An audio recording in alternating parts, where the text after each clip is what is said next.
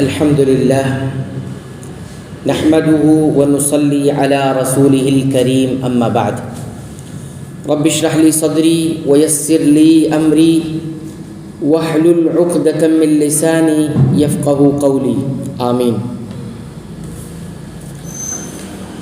سورۃ البقرہ کی آیت نمبر 60 سے ہم نے کیا سیکھا اور ہمیں کن باتوں کا علم ہوا اس کا ذکر جاری تھا، اور اب تک ہم نے 6 باتوں کا ذکر کیا تھا۔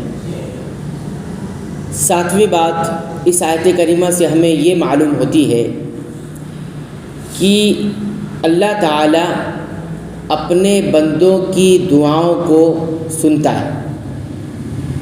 اللہ تعالیٰ اپنے بندوں کی دعاؤں کو سنتا ہے۔ اللہ تعالیٰ کے سننے کا ثبوت ہمیں اس آیت کریمہ سے ملا۔ اسی وجہ سے ہم دیکھتے ہیں اللہ تعالیٰ نے کیا فرمایا، وَإِذِ اسْتَسْقَىٰ مُوسَىٰ لِقَوْمِهِ، اور یاد کرو اس وقت کو جب کہ موسیٰ علیہ السلام نے اپنی قوم کے لیے پانی مانگا۔ اتنا کہنے کے بعد اللہ نے کیا کہا، فَقُلْنَا، جب انہوں نے مانگا تو اسی دنیا میں تھا، تو ہم نے اس سے کہا، کس سے؟ موسیٰ علیہ السلام سے، فَقُلْنَا اضْرِب بِعَصَاكَ الْحَجَرَ، تم اپنی لاٹھی کو پتھر پر مارو۔ تو اللہ تعالیٰ نے جب سنا تبھی جواب دیا کہ تم اپنی لاٹھی کو پتھر پر مارو۔ تو اس سے یہ عقیدہ ملا کہ اللہ رب العالمین بندوں کی دعاؤں کو سنتا ہے بغیر کسی وسیلے اور ذریعے کے، اللہ تعالیٰ کی قدرت کامل ہے، اپنی صفات میں وہ بالکل کامل ہے۔ بندے یہاں سے چاہے دل میں کہیں، ہلکی آواز میں زباں پر کہیں، اللہ تعالیٰ سنتے ہیں۔ اس لیے فَقُلْنَا، ہم نے کہا، یہ سبب ہے، جب پکارا مانگا تو ہم نے کہا یہ کام کرو، یعنی لاٹھی کو پتھر پر مارو۔ تو اس سے یہ معلوم ہوا کہ اللہ رب العالمین موسیٰ علیہ السلام کے پانی مانگنے کو سنا اور جواب بھی دیا، یعنی چشمے پھوٹ پڑے، جیسا کہ آگے آیت میں آیا۔ تو یہ 7ویں بات ہوئی۔ 8ویں بات یہ معلوم ہوئی کہ اللہ رب العالمین کی قدرت کتنی کامل اور مکمل ہے۔ اللہ تعالیٰ کی قدرت کتنی کامل ہے، مکمل ہے۔ وہ اس طور پہ کہ موسیٰ علیہ السلام سوکھے پتھر پر اپنی لاٹھی سے مار رہے ہیں۔ ایک سوکھا پتھر ہے، ٹھوس ہے، اور موسیٰ علیہ السلام لاٹھی سے اس پر ضرب لگا رہے، مار رہے ہیں، اور اب کیا دیکھتے ہیں کہ اس ضرب سے، اس مارنے سے چشمے پھٹ پڑتے ہیں، نکلتے ہیں۔ پتھر سوکھا ہے، لاٹھی بھی ایک سوکھی چیز ہے، ایک سوکھی چیز دوسرے سوکھی چیز پر ضرب مار رہی ہے، لگ رہا ہے اس میں، اور کیا نکل رہا ہے؟ ایک گیلی چیز نکل رہی ہے، لکوڈ نکل رہا ہے، یعنی پانی پھوٹ رہا ہے۔ تو یہ ایسی چیز ہے جو عادت میں ایسی ہوتی نہیں ہے۔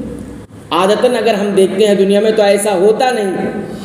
تو یہ اللہ تعالیٰ کی کامل قدرت ہے کہ وہ دو سوکھی ہوئی چیز کے ٹکرانے سے ایک لکوڈ فارم میں چیزیں پیدا کر سکتا ہے۔ یہ اللہ رب العالمین کی قدرت کی دلیل ہے۔ ایک اور چیز اس میں یہ ہے، اس میں ان لوگوں کے نظریے کا رد ہو گیا یا غلط قرار پایا ان کا نظریہ جو یہ کہتے ہیں کہ ساری کائنات نیچر سے کام کر رہے ہیں۔ کس سے کام کر رہے ہیں؟ نیچر سے۔ چیزیں آپ ہی آپ چل رہی ہیں، آپ ہی آپ کام کر رہی ہیں۔ کیسے؟ جو چیز نیچر سے کام کرتی ہے تو اس میں ہوتا کیا ہے کہ نیچر سے کوئی چیز کام کرتی ہے تو پھر وہ بدلتی نہیں، بعد میں وہ اپنی حالت پر باقی رہتی، وہ بعد میں بدلتی نہیں۔ لیکن ہم یہاں کیا دیکھتے ہیں، یہ نیچر سے کام نہیں کر رہا ہے۔ ہم نے کہا کہ تم اپنی لاٹھی کو پتھر پر مارو، چشمے میں پڑے۔ کیا چشمے ہمیشہ نکلتے تھے؟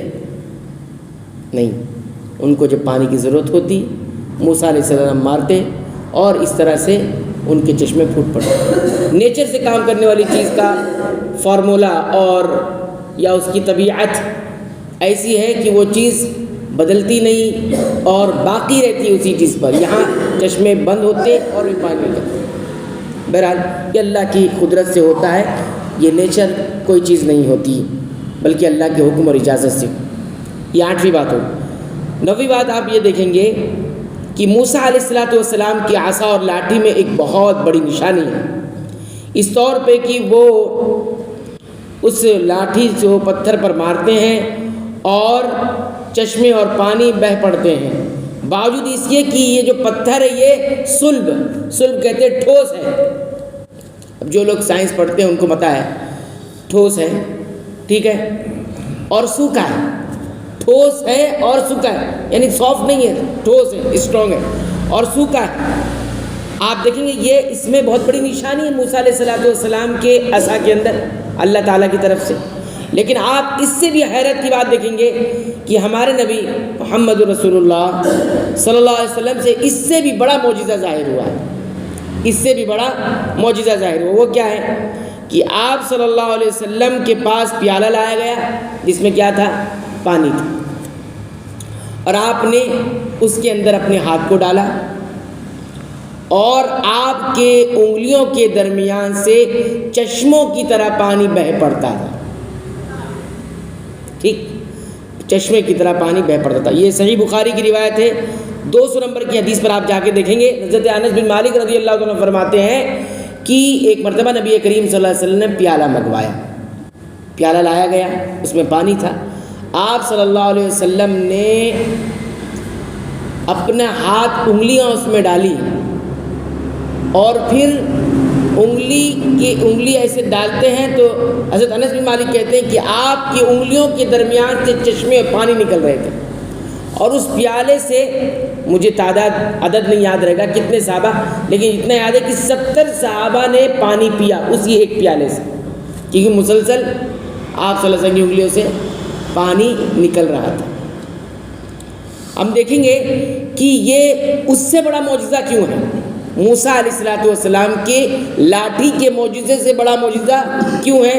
اس لیے کہ ہم دیکھتے ہیں کہ یہ بھی برتن کی عادت میں سے نہیں ہے کہ اس سے چشمے کی طرح پانی بہہ پڑتا ہو، ہے ایسا کچھ نہیں ہے۔ لیکن ہم دیکھتے ہیں برخلاف پتھروں کے بارے میں خود اللہ نے فرمایا وَإِنَّ مِنَ الْحِجَارَةِ لَمَا يَتَفَجَّرُ مِنْهُ الْأَنْهَارُ، کچھ پتھر ایسے ہوتے ہیں کائنات میں اللہ نے بنائے ہیں جس سے نہریں جاری ہوتی ہیں۔ تو یہ ایک انسان کے ذہن میں ہے کہ پتھر میں نہر جاری ہوتی ہے، اور ہم دیکھتے ہیں کچھ پتھروں میں نہریں جاری، لیکن یہ کبھی نہیں دیکھا گیا ہے کہ کسی کی انگلیوں سے پانی چشمے کی طرح بہہ رہا ہو۔ تو یہ معجزہ رسول اکرم صلی اللہ علیہ وسلم کا اس معجزے سے کافی عظیم ہے ایک لحاظ سے۔ ایک دوسری بات یہ بھی ہے، دوسری بات دیکھیے اس معجزے کے اندر کیا ہے رسول اکرم صلی اللہ علیہ وسلم، وہ یہ کہ جو برتن ہے آپ صلی اللہ علیہ وسلم پر لایا گیا ہے وہ زمین سے الگ ہے، زمین سے ٹچ نہیں ہے، زمین سے ٹچ نہیں ہے، اور زمین میں اور اس برتن کے درمیان کوئی اٹیچمنٹ نہیں ہے۔ لیکن یہاں جو پتھر ہے جس سے موسیٰ علیہ السلام کے لاٹھی مارنے سے جو پانی نکلتا ہے وہ پتھر کس سے اٹیچ ہے؟ زمین سے اٹیچ ہے۔ تو یہ اس سے زیادہ عظیم معجزہ ہوا کہ نہیں ہوا؟ یہاں کہنے کا مقصود یہ ہے کہ موسیٰ علیہ السلام کا معجزہ کم نہیں ہوا، وہ بھی اپنی جگہ معجزہ ہے، لیکن ہم دیکھتے ہیں کہ اس کے بالمقابل میں نبی کریم صلی اللہ علیہ وسلم سے جو معجزہ اللہ رب العالمین نے ظاہر فرمائے اپنی قدرت کے اور نبی صلی اللہ علیہ وسلم کی معجزات میں سے، تو وہ اس سے زیادہ ہم کو عظیم نظر آتا ہے۔ تو یہ ہمارے سامنے 9ویں بات ہو گئی۔ مزید اور باتیں انشاءاللہ آئندہ درس میں ہم ذکر کریں گے۔ اللہ تعالیٰ سے دعا کرتے ہیں رب العالمین تو ہمیں قرآن حکیم کی پابندی سے تلاوت کی توفیق عطا فرما، اس کو سمجھ کر غور سے پڑھنے کی توفیق عطا فرما، اس کے مطابق اپنے ایمان، عقیدہ اور اعمال کی اصلاح کی توفیق عطا فرما۔ رب العالمین تو ہمیں بخش دے، ہمارے والدین کو بخش دے، تمام اہل اسلام، اہل ایمان، اہل توحید کو بخش دے، آمین۔